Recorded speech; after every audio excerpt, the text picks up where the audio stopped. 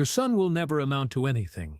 The harsh words cut through the fluorescent-lit classroom of Lincoln Elementary School like a knife. Mrs. Henderson's voice carried that particular tone of finality that teachers sometimes use when they believe they have seen everything there is to see. It was a cold February evening in Detroit, Michigan, and 8-year-old Marcus Washington sat quietly beside his mother, his dark eyes fixed on the floor as his teacher delivered what she believed was an honest assessment of his future. Keisha Washington felt the words hit her like a physical blow. At 26 years old, this single mother was working 2 jobs to keep a roof over their heads in one of Detroit's most struggling neighborhoods. She worked as a nursing assistant during the day and cleaned offices at night, often not getting home until past midnight. But she had never, not once, doubted her son's potential. Mrs. Henderson was a veteran teacher with 25 years of experience. She prided herself on being able to identify which students would succeed and which would struggle. In her view, Marcus fell clearly into the latter category. He was quiet, rarely participated in class discussions, and often appeared to be daydreaming during lessons. His test scores were inconsistent, showing occasional flashes of brilliance, but more often reflecting what she interpreted as a fundamental lack of academic ability. What Mrs. Henderson failed to recognize was that Marcus's silence wasn't intellectual deficiency. It was a coping mechanism. The 8-year-old was processing information far beyond his peers, but he had learned that standing out could be dangerous. At home, he helped his mother with tasks that would challenge many adults, reading utility bills and navigating complex paperwork. He had taught himself to read before starting school, devouring every book at the local library. "Mrs. Washington," Mrs. Henderson continued, "I think we need realistic expectations for Marcus. He's a sweet boy, but academically, he's just not showing the aptitude we'd expect. Perhaps we should consider remedial programs more appropriate for his learning style." Keisha's jaw tightened. She had watched Marcus solve math problems that challenged her, heard him ask questions that revealed extraordinary curiosity and understanding. She knew her son in ways this teacher never could. "What specifically makes you think Marcus isn't capable?" Keisha asked, her voice carefully controlled despite the anger burning in her chest. Mrs. Henderson pulled out Marcus's thin file. During reading comprehension, Marcus stares out the window instead of following along. When called on, he seems confused. His written work is incomplete, and he rarely volunteers answers. What Mrs. Henderson described as deficiency was actually Marcus's response to being unchallenged. He had already read most classroom books and was working through middle school novels at home. The exercises seemed pointless, dealing with concepts he'd mastered years earlier. His work was incomplete because he finished quickly and became absorbed in more complex problems he created for himself. "I think you're wrong about my son," Keisha said quietly, her voice steady but with underlying steel. "I think you're seeing what you expect instead of what's actually there." Mrs. Henderson's expression hardened. She had dealt with plenty of parents who refused to accept their children's limitations. "Mrs. Washington, I've been teaching for 25 years. I know how to assess academic potential. Marcus is a nice boy, but he's simply not college material. It would be a disservice to pretend otherwise." The words hung in the air like a challenge. College material. As if a child's entire future could be determined at age 8. Keisha looked at Marcus, still sitting quietly, and saw the hurt in his eyes despite his attempt to appear unaffected. "Come on, Marcus," Keisha said, standing and taking her son's hand. "We're done here." That night, after Marcus went to bed, Keisha sat at their kitchen table and made a plan. Miss Henderson had made a critical error, but more importantly, she had revealed a systemic problem Keisha was determined to overcome. If the school wouldn't recognize her son's potential, she would nurture it herself. The Detroit Public Library became their second home. Keisha checked out advanced textbooks and educational materials that challenged Marcus at his actual level. She reached out to local universities, looking for mentorship programs for gifted children from low-income families. She discovered Wayne State University had a program allowing exceptional students to audit classes. The transformation in Marcus was immediate once he received appropriate intellectual stimulation. At home, Working with challenging materials, he flourished. He devoured advanced mathematics textbooks, taught himself programming on an old computer Keisha bought secondhand, and began writing research papers on quantum physics and African American history. The breakthrough came during Marcus's fourth grade year when substitute teacher Miss Rodriguez, a retired college professor, noticed something Mrs. Henderson had missed. During math class, he saw Marcus finish assigned problems quickly and begin working on what appeared to be calculus equations in the margins. Intrigued, Miss Rodriguez approached Marcus after class and began asking mathematical questions. Within minutes, it became clear the 9-year-old had advanced mathematical understanding exceeding most high school students. Miss Rodriguez immediately contacted the principal and recommended Marcus for gifted testing. The comprehensive testing revealed what Keisha had always known. Marcus was exceptionally gifted, with an IQ in the top 1%. He scored at postgraduate level in several subjects, demonstrating problem-solving abilities, typically seen only in much older students. The results were so extraordinary that specialists were brought in to verify the findings. Mrs. Henderson was quietly reassigned following the revelation. The embarrassed school district fast-tracked Marcus into advanced programs, but Keisha had already begun exploring options beyond public school. She connected with other gifted parents, learning about online programs, dual enrollment, and early college admission. Marcus completed high school equivalency at 14 and was accepted into Wayne State's early admission program.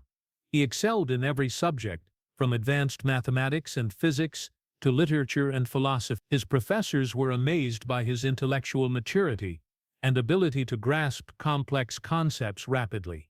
Throughout this time, Keisha continued her 2 jobs while making Marcus's education her priority. She attended every conference and competition, advocating tirelessly to ensure her son had access to opportunities that might otherwise be unavailable to a young black man from their background. Marcus's undergraduate years were marked by excellence and growing recognition. He double-majored in mathematics and African American studies, writing a senior thesis examining historical contributions of overlooked black mathematicians and scientists. The thesis was so impressive it was published in a peer-reviewed journal, making Marcus one of the youngest people ever to achieve such recognition. Inspired by his mother's sacrifices and his own experiences with educational bias, Marcus was determined to create opportunities for other overlooked students. He began volunteering as a tutor in Detroit's public schools, working with students labeled at risk by their teacher. For graduate school, Marcus had his choice of the most prestigious universities. Harvard, MIT, Stanford, and Princeton all offered full scholarships. He chose Harvard not just for its reputation, but for its resources for interdisciplinary research he wanted to pursue. At Harvard, Marcus continued excelling while becoming involved in educational equity advocacy. He served on diversity committees, mentored underrepresented students, and conducted research examining how implicit bias affected academic assessment and opportunity allocation. His doctoral dissertation, completed at 22, was a groundbreaking analysis of how socioeconomic factors and racial bias influenced educational outcomes in urban districts. The research was so comprehensive it was cited by policymaking wide and led to significant changes in student assessment approaches. When Harvard offered Marcus an assistant professor position immediately upon doctorate completion, he became the youngest person ever to hold such a position in the education department. At 23, he was one of the youngest African American professors in Harvard's history. The day Marcus received his appointment letter, he called his mother at work. When he told her the news, there was a long silence. "Mom," Marcus said, worried about the connection. "I'm here, baby," Keisha said, voice thick with emotion. "I'm just thinking about that teacher who said you'd never amount to anything. I wonder what she would say now." Marcus laughed, a sound filled with triumph and sadness. "I hope she's learned to see students differently. I hope she's learned that potential isn't always obvious, and every child deserves to be believed in."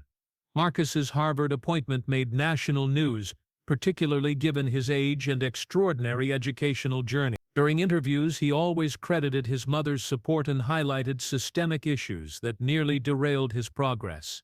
My story isn't just about individual achievement, Marcus told reporters. It's about thousands of students like me who never get the chance because they're written off too early by people who should be nurturing their growth instead of limiting possibilities. Mrs. Henderson, now retired, was contacted by news outlets. She declined most interviews but issued a statement acknowledging she had perhaps been too hasty in her assessment. She noted that her experience with Marcus had led her to change her evaluation approach during her remaining teaching year. When Marcus was officially installed as Harvard's newest professor, Keisha sat in the front row wearing her best dress, holding back tears of pride.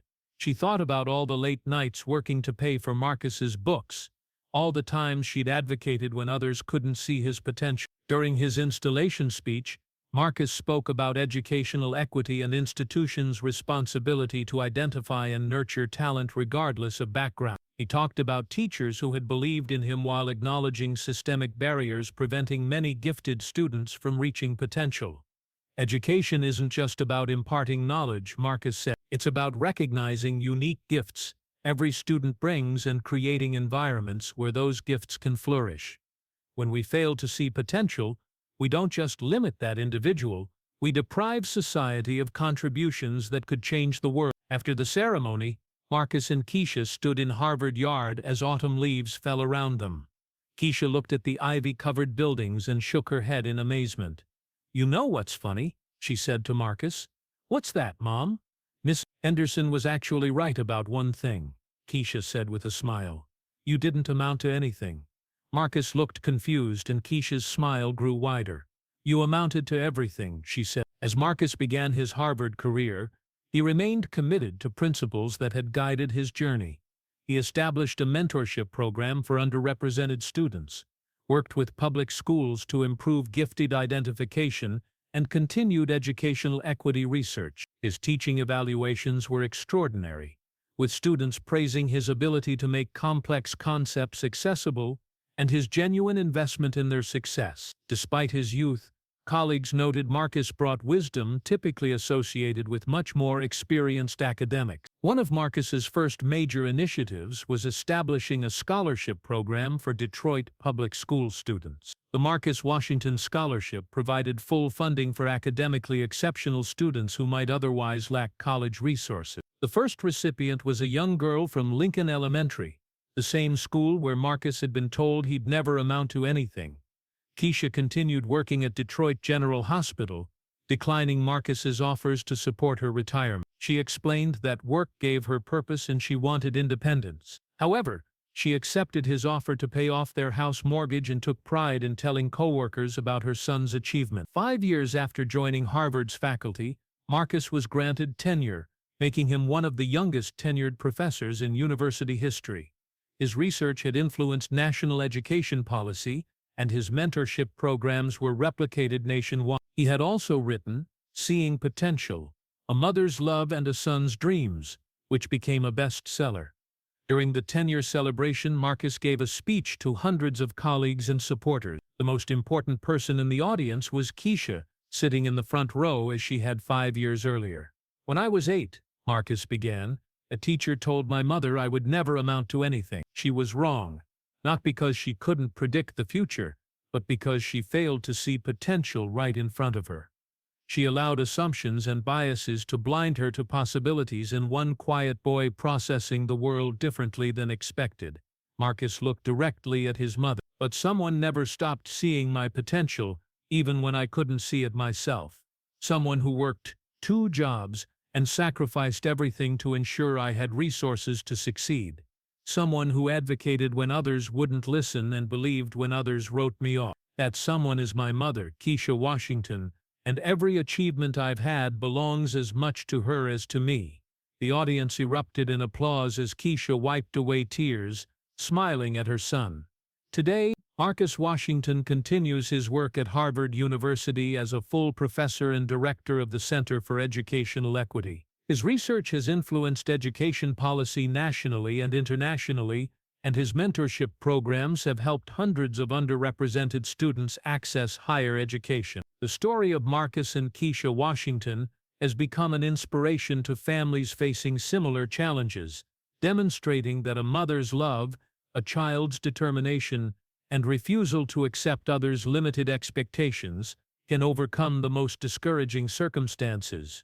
Miss Henderson's words, "Your son will never amount to anything," were proven spectacularly wrong. But perhaps more importantly, Marcus's success has helped ensure fewer children will hear those words in the future, and more teachers will learn to see extraordinary potential in every student entering their classroom. The quiet 8-year-old who once sat listening to his teacher's dismissive assessment is now Dr. Marcus Washington, Harvard professor, published author, education advocate, and living proof that, with the right support and unwavering belief, any child can indeed amount to everything.